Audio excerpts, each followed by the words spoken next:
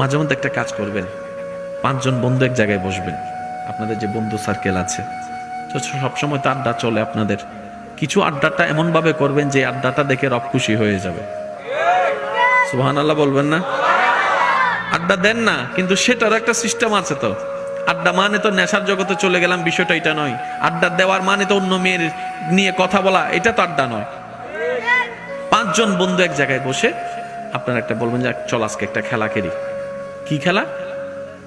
তোরা 7 জনে আমার 7টা দোষ বলবি। আজকে আমি রাগ করবো না, আজকে আমি শিখবো। কারণ নিজের দোষ নিজের চোখে পড়ে না, অন্যের চোখে পড়ে।